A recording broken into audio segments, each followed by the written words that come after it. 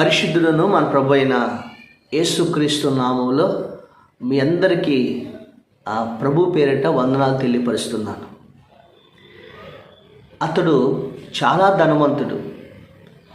అతనికి ఎన్నో వజ్రాలు, బంగారము, ఎంతో విస్తారమైన ధనము కలిగిన ఉన్నాడు. అతడు తన ధనాన్ని దాచుకోవటానికి, తర్వాత తన ఇంటి వారందరూ సుఖపడటానికి ఒక అందమైన భవంతిని నిర్మించడానికి ఆయన పూనుకొని ఒక అందమైన ఒక సుందరమైనటువంటి భవంతిని నిర్మించాడు. కోట్లకు విలువైన వజ్ర వైదుర్యాలు అతనికి కలిగి ఉన్నాడు. అయితే అందమైన భవంతిని నిర్మించిన తర్వాత అతడు ఒక రహస్య గదిని నిర్మించాడు.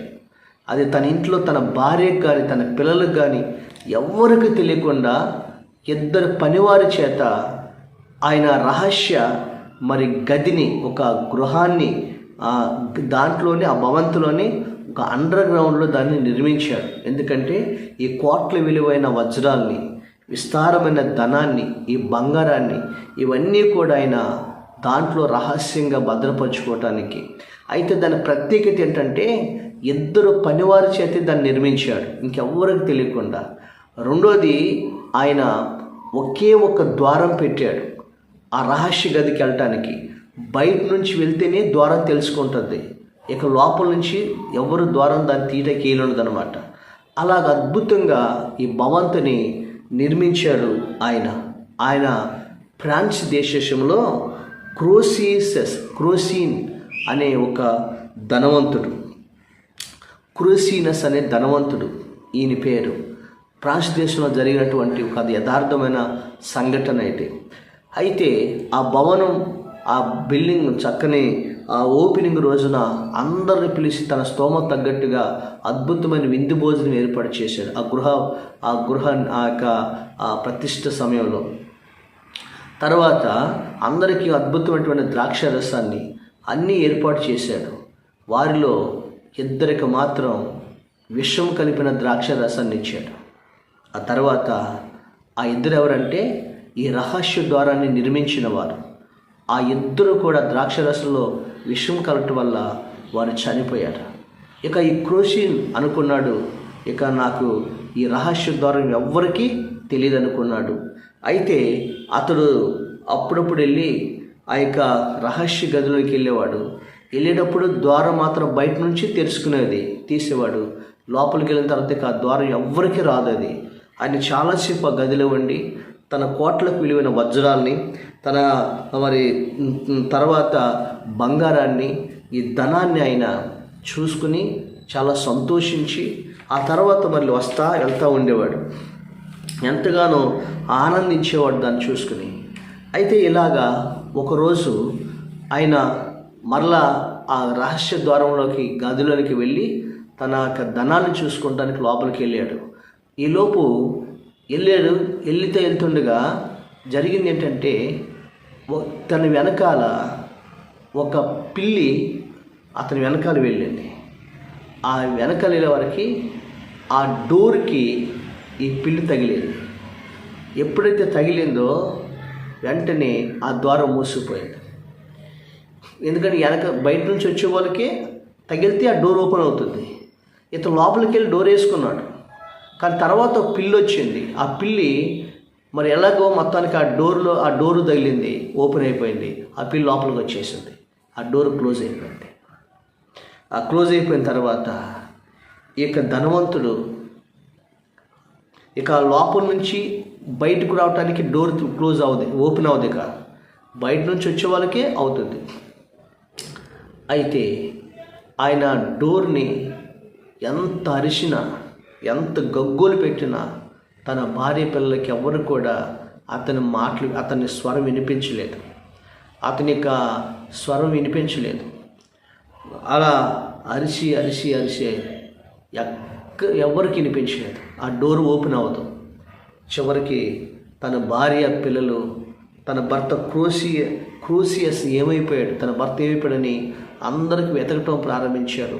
ఎన్నో రోజులుగా అతని కోసం వెతికారు, కుటుంబాలు వెతికారు. కానీ మరి ఆ ద్వారం ఎవరికి కూడా తెలియదు.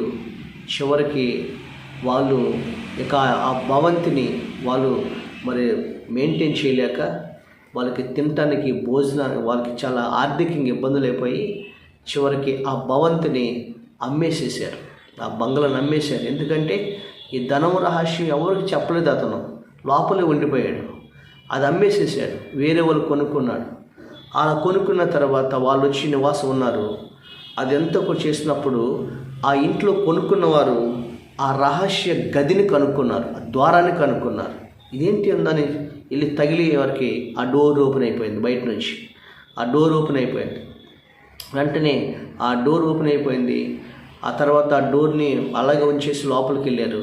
వెళ్ళి చూసేవారికి ఈ క్రూసియస్ అని ఆయన ఆ ధనవంతుడు అక్కడ చచ్చిపోయి ఉన్నాడు. ఎలా చచ్చిపోయాడంటే ఒక టేబుల్ మీద కొవ్వొత్తు ఉంది.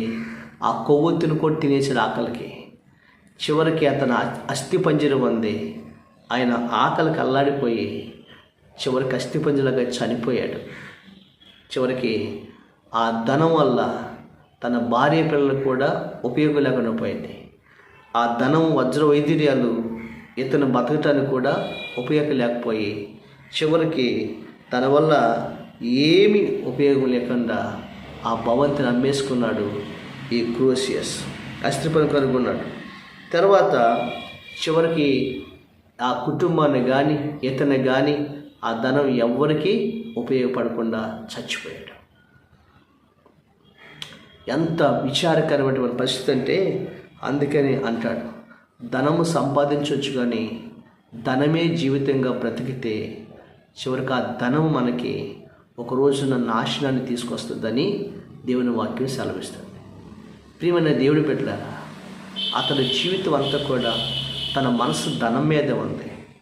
కానీ తన పిల్లలకు ఉపయోగపడని ధనం, తన జీవితానికి ఉపయోగపడిన ధనం, ఈ భూలోక ధనం కోసం అతను తహతహలాడాడు. కానీ అసలు పరలోకమందున్న ఒక ధనం ఉందని, పరలోకమందున్న ఒక నిత్య జీవం ఉందని ఎప్పుడు కూడా ఆయన గ్రహించలేకపోయాడు. ఈరోజు మన అందరికీ కూడా ఇదే విషయం ఏంటంటే మనం ఈ భూలోక సంబంధమైన వాటి విషయం కోసమే కాకుండా మనకి పర సంబంధమైనటువంటి ఒక నిత్య జీవం ఉందని మనం గ్రహించాలి. చాలామంది అనేక మంది ధనము కోసం జీవితాన్ని జీవించేవారు ఉన్నారు. బైబిల్ గ్రంథంలో మరి ధనవంతుల గురించి ఒక మాట చెప్పబడింది. తిమోతి రాసిన పత్రిక 6వ అధ్యాయము చూడండి, 6వ అధ్యాయము 9వ వచనం మనం చూసినట్లయితే, 1 తిమోతి 6వ అధ్యాయము 9వ వచనం, ధనవంతులగుటకు అపేక్షించేవారు శోధనలోను ఉరిలోను అవివేక యుక్తములను హానికరములైన అనేక దురాశలలోనూ పడుదురు. చూసారండి, ధనవంతులకు అపేక్షించేవారు శోధనలోను ఉరిలోను హానికరములైన అనేక దురాశల్లోనూ పడుదురు. అట్టివి మనుషులకు నష్టమును నాశనమును ముంచివేయను. ఎందుకనగా ధనాపేక్ష సమస్త కీడులకు మూలము. కొందరు దాన్ని ఆశించి విశ్వాసం నుండి తొలగిపోయి నానా బాధలతో తామే పొడుచుకుని చనిపోయేది అంటే తిమోతి భక్తులు చక్కగా చెప్తున్నాడు. ధనము అపేక్షించేవాడు శోధనలోను ఉరిలోను నష్టములోను తర్వాత నష్టములోను కీడులోను వాళ్ళు దురాశల్లో పడిపోతారంట. చాలామంది ధనం కోసం తామే పొడుచుకుని చచ్చిపోయారు, ఇతరులను చంపుతున్నారు. ఈరోజు నేను ధన సంపాద్యం కోసం బంధువులను చూడటల్లా, కన్న తల్లిని చూడటల్లా, డబ్బు కోసం భార్యను చూడటల్లా చంపుకుంటున్నారు, హత్యలు జరుగుతూ ఉన్నాయి. ఏమైనా దేవుడి బిడ్డలారా, జీవం కలిగిన దేవుడు మనకు చెప్పాడు, ధనవంతుడు మరి సూది బెజ్జంలో అంటే పరలోక రాజ్యంలో ప్రవేశించడంట. ఈరోజు మనం దేనికోసం బ్రతకాలంటే ధనము సంపాదించుకోవాలి. కానీ ధనమే జీవితం కాకుండా మనకి తరతరాలు ఉన్న దేవుడి కొరకు మనం బ్రతికితే ఆ దేవుడు మనకు అన్నీ ఇస్తాడు. ఒకని యెహోవా యందు భయభక్తులు గలవారు ఐశ్వర్యవంతులు అవుతాడు. యెహోవా ఆశీర్వాదమే ఐశ్వర్యము, నరుల కష్టార్జితముల ఐశ్వర్యవంతులు కాలేరు రాయబడింది. కాబట్టి ఈరోజు దేవుడు మనకంటూ ఒక జీవితం ఉంది. ఆ జీవితం శాశ్వతమని, దానికోసం బ్రతకాలని మనం ఆలోచించవలసిన వారు ఉన్నాం. బైబిల్ గ్రంథంలో 3 ధనవంతులు ఉన్నారు. ఆ 3 ధనవంతుల్లో 3 ధనవంతులు ఉన్నారు. ఒక ధనవంతుడు ఉన్నాడు. ఆ ధనవంతుడు ఏంటంటే అనేక సంవత్సరాలు నేను ఈ భూమి మీద బతుకుతానని ధనాన్ని కూడబెట్టుకుంటున్నాడు. లోకసువార్త 12:14 అని అంటున్నాడు, నా ప్రాణమా తినుము త్రాగుము సుఖించుము, అనేక సంవత్సరాలు సరిపడా కొట్లను నేను నిర్మించి ఉన్నాను అని ఈ ధనవంతుడు అంటున్నాడు. పిల్లరా, ఎన్ని సంవత్సరాలు బతుకుతామో మనకు తెలియదు. ఇతను అనేక సంవత్సరాలు బతుకుతాడని ఇప్పుడే కానీ కొట్లు నిర్మించుకుంటున్నాడు. మీకు అర్థమైందండి? అతడు ఎన్ని సంవత్సరాలు ఉంటాడు? ఇలాగ మనం ఎన్ని సంవత్సరాలు బతుకుతాం? అందుకని తాను ఉండేది తినటానికి తాగటానికి అనుకుంటున్నాడు, కానీ తను ఉండేది తినటానికి త్రాగటానికి అనుకుంటున్నాడు, కానీ అతను ఎన్ని సంవత్సరాలు ఉంటాడో భూమి మీద తెలియదు కదా. అనేక వందల వేల సంవత్సరాలు ఉంటాడు అనుకుంటున్నాడు. అందుకని రాత్రి ప్రభు అన్నాడు, ఓరి ఎర్రివాడా, ఎర్రివాడా, ఈ రాత్రి నీ ప్రాణం నేను అడుగుచును అన్నాడు. దేవుడి దృష్టిలో అనేక సంవత్సరాలు బతకటానికి నా పిల్లల కోసం ఉంటున్నా, కానీ అసలు నీ జీవితం ఏంటో, నీ జీవితం యొక్క విలువ ఏంటో అని తెలుసుకోవాలని ప్రభు చెబుతున్నాడు. సర్వలోకమును సంపాదించుకుని వాడి ప్రాణమును పోగొట్టుకునే ఎడలా వారికి ఏమి ప్రయోజనం అని ప్రభు వారికి రాయబడింది. కాబట్టి ఇతడు అనేక సంవత్సరాలు బతుకుతూ సుఖిద్దాం అనుకున్న ధనవంతుడు. రెండోది సుఖపడుచున్న ధనవంతుడు. ప్రతిరోజు ఆయన ఓదారంగా వస్త్రాలు ధరించుకుని ఇష్టం వచ్చిన తిని బహుగా సుఖపడేవాడంట. లోకసువార్త 16:22 ఉంది. ధనవంతుడు లాజరు దగ్గర ధనవంతుడు బహుగా సుఖపడేవాడు. అతని జీవితం చనిపోయిన తర్వాత పాతాళంలోకి వెళ్ళిపోయి అతడు కేకలు వేస్తూ అప్పుడు అబ్రహాముతో చెప్తున్నాడు, తండ్రివైన అబ్రహామా, ఇక్కడ బహువేదన పడుతున్నాను, ఇదిగో పాతాళంలో అగ్ని జ్వాలలు కాలిపోతానంటే అప్పుడు అబ్రహాము చెప్తున్నాడు, ఇదిగో నువ్వు భూమి మీద నీ ఇష్టం వచ్చినట్టుగా నువ్వు బహుగా సుఖించావు, అయితే లాజరు అక్కడ చాలా కష్టపడి యాతన పడ్డాడు. ఈరోజు నువ్వు అక్కడ జీవితాంతం నువ్వు అక్కడ యాతన పడాలి, కష్టపడాలి, ఇక్కడ లాజరు బహుగా సుఖిస్తున్నాడు అన్నాడు. కాబట్టి ఈరోజు బహుగా సుఖించి ధనవంతుడు. ఒక ధనవంతుడు అనేక సంవత్సరాలు తినటానికి తాగుతాక అనుకుంటే, రెండో ధనవంతుడు బహుగా సుఖించే ధనవంతుడు. ఇంకా అర్థమైందండి? అయితే మూడవ ధనవంతుడు అసలు ధనాన్నే ప్రేమించే ధనవంతుడు. ధనమే తన జీవితం, మరొకటి కానే కాదని ధనమే తన జీవితం. ఇతడు యేసు దగ్గరికి వెళ్ళాడు. నిత్య జీవానికి వారసుడు అవటానికి నేనేం చేయాలి అన్నాడు ఆయన. లోకసువార్త 18:23 అప్పుడు యేసు అన్నాడు, నీ ధనము నమ్మి పేదలకు ఇచ్చి నన్ను అమ్మడించమంటే అతను మిక్కిలి ధనవంతుడు కాబట్టి అతను ముఖం మార్చుకుని వెనక్కి తిరిగి వెళ్ళిపోయాడు. ఆయన నిత్యము జీవించే జీవితాన్ని దేవుడిస్తానంటే ఈ భూలోక సంబంధమైన ధనం కోసం ఆయన కాదునికి వెళ్ళిపోయాడు. అతను నిత్య నాశనంలోకి వెళ్ళిపోయాడు. మూడు ధనవంతుడు. నాలుగవ ధనవంతుడు ఆయన ప్రభువుని చేర్చుకున్న ధనవంతుడు. దేవుని స్తోత్రం. అతడు లోకసువార్త మనం చూస్తాం. ఇతడు 19:2 ఇతడు 19:2 ఉంది. ప్రభువుని చేర్చుకున్న ధనవంతుడు. అతని పేరు జక్కయ్య. అతడు ట్యాక్స్ కలెక్టర్, ధనవంతుడే. కానీ అతడు అనుకున్నాడు, ఈ ధనం వల్ల నాకు శాంతి, నాకు సమాధానం లేదు, నాకు రక్షణ కావాలి, నాకు నిత్యరాజ్యం కావాలనుకుని తనకున్న ధనాన్ని ఎవరి దగ్గరైతే అన్యాయంగా అక్రమంగా నేను తీసుకున్నానో దానికి తిరిగి 4 వంతులు ఇచ్చేస్తానని ఇచ్చి యేసు ప్రభువుని తన ఇంట్లోకి చేర్చుకున్నాడు. జక్కయ్య అప్పుడు యేసయ్య అన్నాడు, నేడు ఈ ఇంటికి రక్షణ వచ్చి ఉన్నది, ఇతడు అబ్రహాము కుమారుడే. నాకు ధనం వద్దు, నాకు రక్షణ కావాలి, అనగా నాకు నిత్య జీవం కావాలి. చనిపోయిన తర్వాత నా జీవితం నిత్య నరకంలోకి, నిత్య పాశ్యంలోకి వెళ్లకుండా నిత్య రాజ్యంలోకి వెళ్ళాలి, రక్షకుడు నాకు ఉండడని రక్షకుడిని చేర్చుకున్నాడు. ప్రియమైన దేవుడి బిడ్డలు, ఈరోజు రక్షణ లేకుండా ఈరోజు నీకు అన్నీ ఉన్న శూన్యమేని దేవుని వాక్యం సెలవిస్తుంది. ఒకడు తన ధనం సంపాదించుకొని తన ప్రాణం పోగొట్టుకుంటే ఏం ప్రయోజనం? అందుకని జక్కయ్య నాకు ధనం శాశ్వతం కాదు, నాకు రక్షణ కావాలని ప్రభువుని చేర్చుకున్నాడు.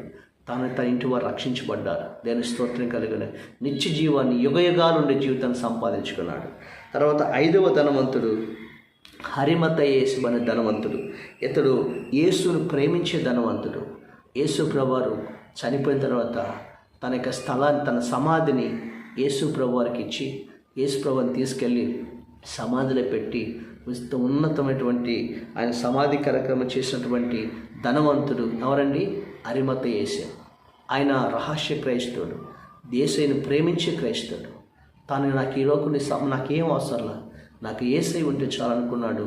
అతను నీతిమంతుడిగా తీర్చబడ్డాడు. హల్లెలూయా. ఈరోజు ఏ ధనవంతుడిగా మనం ఉన్నాం? ఈరోజు మన జీవితం ఒక విలువ తెలుసుకోవాలన్నటువంటి వాడు అనేక సంవత్సరాలు బతుకుతాను అనుకున్నాడు, మధ్యలోనే ఎరివాడు అన్నాడు. తర్వాత జీవితం యొక్క విలువ తెలుసుకునే వాడు ఆయన బహుగా సుఖపడ్డాడు, పాతాళంలోకి వెళ్ళిపోయాడు. జీవితం యొక్క విలువ తెలుసుకోలేని వాడు ధనమే అనుకున్నాడు, నిత్య జీవాన్ని కాలదనుకున్నాడు. అయితే జక్కయ్య నాకు రక్షణ కావాలని తన ధనాన్ని దాన్ని ఎవరికి అన్యాయం చేసిన పంచిపెట్టాడు, దేవుడు కొరకిచ్చాడు. 3వదిగా దేవుని ప్రేమించినటువంటి ధనవంతుడు అరిమతయేసు. ఈ ధనవంతుల గురించి ప్రభు చెప్తాడు.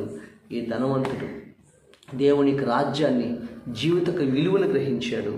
అందుకని మన జీవితాల్లో ప్రియులారా, ధనము శాశ్వతం కాదు, కిరీటము తరతలములు ఉండునా. కాబట్టి ధనవంతుడవుటకు ఆతృత పడకూడదని అది బైబిల్ వాక్యము సెలవిస్తుంది. కాబట్టి ధనమును నమ్ముకున్నవాడు పాడైపోతాడు. ధనం వల్ల శోధంలోను, ఉరిలోను, అవివేకయుక్తులైన హానికరములైన దురాలోచనలోను పడిపోతారు. నష్టములు, నాశనము పడిపోతారు. ఎందుకన్నా ధనాపేక్ష సమస్త కీళ్లకు మూలము. దేవుని స్తోత్రం కలుగును గాక. ఈరోజు జీవం కలిగిన దేవుడి వాక్యం మనం చూసినట్లయితే మనం ఎలా బ్రతకాలి? ఒక మాట 9వ వచనం, మరొక మాట 6వ వచనం, సంతుష్టి సహితమైన భక్తి గొప్ప లాభసాయకమై ఉన్నది. మనం ఈ లోకంలోనికి ఏమీ తేలేదు, దీని నుండి ఏమీ తీసుకొని పోలేదు. కాగా అన్నవస్త్రములు గర్వాణమై ఉండి వాటిలో తృప్తి పొంది ఉందము. హల్లెలూయా. సంతుష్టి సహితమైన భక్తి మనం కలిగి ఉండాలని దేవుని వాక్యము సెలవిస్తుంది. మనం సంతుష్టి సహితమైన భక్తి కలిగి ఉండాలి. అలాంటి భక్తి మన జీవితంలో ఉంటే మనం ఈ లోకంలోకి ఏమీ తేలేదు, ఈ లోకంలో ఏమీ తీసుకెళ్ళలేము. కాబట్టి ప్రభు పట్ల భక్తి కలిగి, సంతుష్టిగా భక్తి కలిగి, ఆ ప్రభు ఇచ్చేటువంటి పరలోకపు ధనాన్ని, నిత్య జీవాన్ని మనం కలిగి ఉంటే యుగయుగాలు లాజరు ప్రభుతో బహుగా సంతోషించినట్లుగా ఈరోజు నీకు నా కొరకు ఆ నిత్య జీవాన్ని దేవుడు ఇస్తాకు సరిగా ఉన్నాడు. ఈరోజు నువ్వు ప్రభుని ప్రేమించేవాడుగా, ప్రభుని చేర్చుకునేవాడుగా ఉండు. నీ జీవితం యుగయుగాలు నిత్య జీవాన్ని కలిగే ధనవంతుడిగా దేవుని దీవించునుగాక. ఆమేన్. పరిశుద్ధుడైన మా తండ్రి, ఈరోజు నీ వాక్యం ద్వారా సెలవిస్తుంది ప్రభువా. ఆ వాక్యం మా జీవితాల్లో గొప్ప కార్యం జరిగించమని, దీవించమని, సహాయం చేసి మహిమ పొందమని, మేమందరూ నేను ప్రేమించేవాడిగా, నేను చేర్చుకునేవాడిగా ఉండి రక్షణ అనుగ్రహించి పరలోక స్వాస్థ్యం మాకు దయచేయమని యేసు నామమున చున్నాము తండ్రి. ఆమేన్.